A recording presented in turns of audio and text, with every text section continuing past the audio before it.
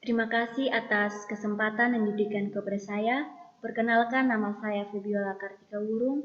Saya dari program studi Pendidikan Fisika semester 6. Di sini saya akan mempresentasikan seminar proposal saya dari bab 1, 2, dan 3 yang berjudul Analisis Faktor-Faktor Penyebab Kesulitan Penyelesaian Studi Mahasiswa Prodi Pendidikan Fisika di STKIP WE Tabula. Latar belakang. Untuk mewujudkan sumber daya manusia yang cerdas, kreatif, dan terampil, maka diperlukan ilmu pengetahuan yang baik yang mampu membuat seseorang bersaing untuk menghadapi perkembangan dunia yang sangat baik. Salah satu yang membangun sumber daya manusia adalah pendidikan. Dalam Undang-Undang Sikdiknas mengatakan bahwa pendidikan itu merupakan suatu usaha sadar untuk mewujudkan suasana belajar, di mana tujuan pendidikan yaitu untuk meningkatkan dan mengembangkan potensi yang dimiliki oleh anak. Adapun tahap yang dilewati oleh setiap anak dalam dunia pendidikan yaitu tahap di mana ia memasuki dunia kampus. Kampus itu sendiri merupakan suatu universitas yang memuat beberapa jurusan. Salah satu yang berada di kampus STKIP WE Tabula adalah program studi Pendidikan Fisika.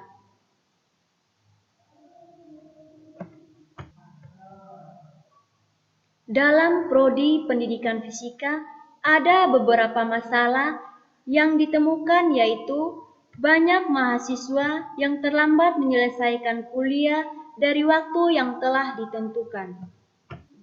Menurut Slameto, ada beberapa faktor yang mempengaruhi belajar, yaitu faktor internal dan faktor eksternal. Melihat hal ini, mahasiswa diharapkan mampu memberikan sumbangan melalui kapasitasnya sehingga masa kuliahnya dimanfaatkan sebaik-baiknya mungkin dalam menyelesaikan studi tepat waktu. Dengan melihat berbagai masalah yang ada di dunia kampus pada program studi pendidikan fisika, maka peneliti tertarik untuk melakukan penelitian dengan judul Analisis Faktor-Faktor Penyebab Kesulitan Penyelesaian Studi Mahasiswa Prodi Pendidikan Fisika di STKIP WE Tabula. Rumusan masalah. Berdasarkan latar belakang rumusan masalah di atas, maka dapat diangkat beberapa permasalahan untuk diadakan penelitian, yaitu faktor-faktor apakah yang menyebabkan banyak mahasiswa program studi pendidikan fisika yang tidak menyelesaikan studi tepat waktu. Tujuan penelitian ini dilakukan dengan tujuan yang pertama, untuk mengetahui faktor-faktor apakah yang menyebabkan banyak mahasiswa program studi pendidikan fisika yang tidak menyelesaikan studi tepat waktu. Yang kedua, untuk dijadikan masukan dan wahana bagi jurusan program studi pendidikan fisika untuk meningkatkan aturan-aturan dalam menempuh penyelesaian studi mahasiswa. Manfaat penelitian ini terbagi menjadi dua, yaitu manfaat teoritis dan manfaat praktis. Manfaat teoritis yaitu sebagai wadah atau tempat untuk memperoleh ilmu pengetahuan. Manfaat praktis terbagi menjadi 3 bagian, yaitu yang pertama, bagi pihak jurusan pendidikan fisika, yaitu sebagai masukan dalam memperbaiki dan meningkatkan aturan-aturan dalam menempuh penyelesaian studi bagi mahasiswa. Yang kedua, bagi mahasiswa, yaitu sebagai bahan masukan kepada mahasiswa agar mengetahui faktor-faktor penyebab kesulitan penyelesaian studi. Yang ketiga, bagi peneliti selanjutnya, yaitu memberikan gambaran tentang faktor-faktor yang menghambat penyelesaian studi mahasiswa program studi pendidikan fisika. Definisi operasional. Penyebab kesulitan penyelesaian studi mahasiswa dapat dilihat dari faktor internal dan faktor eksternal. Faktor internal merupakan faktor yang berasal dari dalam diri individu. Faktor ini dapat menghambat penyelesaian studi mahasiswa karena tidak ada motivasi dan ketekunan dari dalam diri mahasiswa itu sendiri, sehingga ketika menjalani proses perkuliahan, ia cepat merasa malas dan bosan dalam menjalani perkuliahan. Faktor eksternal adalah faktor yang berasal dari luar diri individu. Faktor ini dapat menghambat penyelesaian studi karena tidak adanya dorongan dari keluarga, teman sebaya, dan dari lingkungan masyarakat.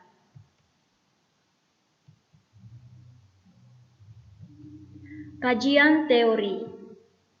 Menurut teori psikologi kognitif Imbron, mengatakan bahwa belajar dipandang sebagai suatu usaha untuk mengerti tentang sesuatu yang dilakukan secara aktif oleh pembelajar, yaitu dalam mencari pengalaman, informasi, memecahkan masalah, mencermati lingkungan, dan mempraktikkan. Dalam belajar dipengaruhi oleh beberapa faktor, yaitu 1. Faktor yang berasal dari dalam tubuh individu atau internal,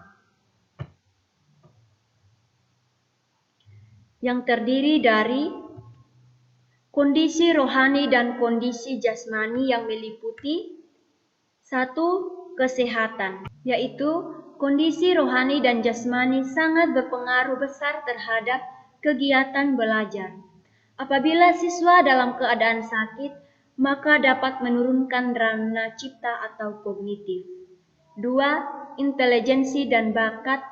Hal ini memiliki hubungan yang sangat baik karena jika siswa memiliki kemampuan intelijensi tinggi, akan lebih mudah dalam menerima materi, sama halnya dengan bakat.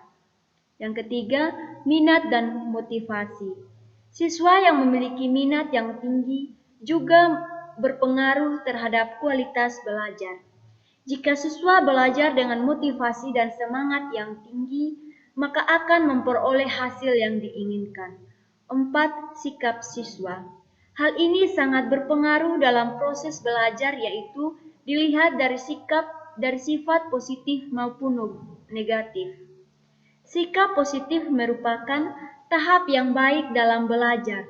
Berbeda dengan sikap negatif, maka belajar tidak akan terasa nyaman dan tenang, sehingga hasil yang diperoleh kurang maksimal. Yang kedua, faktor yang berasal dari luar individu meliputi 1. Keluarga. Dalam hal ini, orang tua merupakan faktor yang banyak memberikan pengaruh terhadap kegiatan belajar. 2. Sekolah, yaitu lingkungan sekolah seperti peran guru, staf administrasi, dan teman-teman sekelas juga dapat mempengaruhi semangat belajar seorang siswa. 3. Masyarakat, yaitu keadaan masyarakat, tetangga, dan teman-teman bermain di sekitar siswa tersebut dapat mempengaruhi hasil belajar siswa. Yang keempat, lingkungan sekitar, seperti letak dan keadaan gedung sekolah, rumah tempat tinggal sangat mempengaruhi keberhasilan siswa.